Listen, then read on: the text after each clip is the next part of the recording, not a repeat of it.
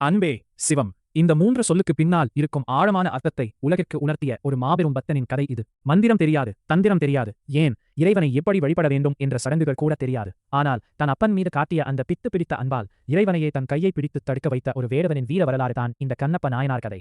வாருங்கள் அந்த பேரன்பின் சிகரத்தை பார்ப்போம். வேடர் குலத் தலைவனான நாகனுக்கும் தத்தைக்கும் மகனாக பிறந்தவர் தின்னன். காளஹஸ்தி மலைப்பகுதியில் வேட்டை தொழிலில் சிறந்து விளங்கிய இவர் ஒருமுறை காட்டில் வேட்டையாடச் சென்றபோது மலையின் உச்சியிலிருந்த காளஹஸ்தீஸ்வரரை கண்டார். அந்த லிங்கத்தை பார்த்த மாத்திரத்திலேயே தின்னனுக்குள் ஒரு சொல்லொணா அன்பு பிறந்தது. அதுவரை இறைவனை பற்றி ஏதும் அறியாத அவருக்கு அந்த சிலையே தனது தந்தை என்ற உணர்வு மேலோங்கியது. காட்டில் தனியாக இருக்கும் ஈசனுக்கு பசிக்கும் என்று நினைத்த தின்னன் தான் வேட்டையாடிய பன்றி இறைச்சியில் எது சுவையாக இருக்கிறது என்று தானே கடித்து பார்த்து அந்த சுவையான பாகங்களை மட்டும் ஈசனுக்கு கொண்டு வந்தார். வாயில் தண்ணீர் சுமந்து வந்து லிங்கத்தின் மீது உமிழ்ந்து சுத்தம் செய்வார். காட்டில் கிடைத்த மலர்களை தலையில் சூடி வந்து அவற்றை லிங்கத்தின் மீது தூவி அழகு பார்ப்பார். ஆகம விதிகளோ சடங்குகளோ தெரியாத அந்த வேடவனின் அன்பு கள்ளம் கபடமற்றதாக இருந்தது. இதே லிங்கத்திற்கு முறைப்படி பூஜை செய்து வந்த சிவகோசரியார் என்ற முனிவர் லிங்கத்தின் மீது இறைச்சி துண்டுகள் கிடப்பதைக் கண்டு வேதனைப்பட்டார். தினமும் சுத்தம் செய்தும் மீண்டும் இது தொடர்வதைக் கண்டு இறைவனிடம் முறையிட்டார். அந்த வேடவனின் அன்பை உலகிற்கு உணர்த்த விரும்பிய சிவபெருமான் ஒரு திருவிளையாடலை நிகழ்த்தினார். சிவகோசரியாரை ஓரிடத்தில் மறைந்திருந்து பார்க்கச் சொன்னார். தின்னன் வழக்கம் போல உணவுடன் வந்தபோது லிங்கத்தின் ஒரு கண்ணிலிருந்து இரத்தம் வடிவதைக் கண்டார். பதறிப்போன அவர் பல மூலிகைகளை போட்டு பார்த்தார். ஆனால் இரத்தம் நிற்கவில்லை. உடனே அவருக்கு ஒரு யோசனை தோன்றியது.